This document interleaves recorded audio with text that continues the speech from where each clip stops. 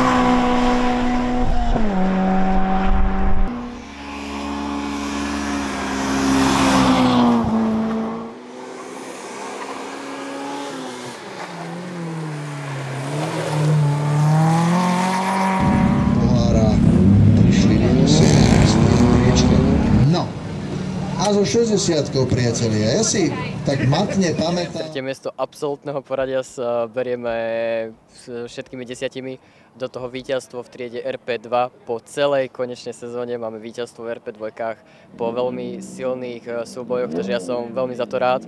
Ďakujem celému týmu, Vlachovom Motorsport týmu a partnerom za možnosť štartovať na skoro domácom podujatí. Užili sme si to so Slavom všetkými 10. Ďakujem pekne. Naraz to dopadne tak, že Denis Pavlík so Slavom Harabom RP2 teda do 1022. Ježiš, to už je toľko rokov. Neuveriteľné. Rokov a čo skoro.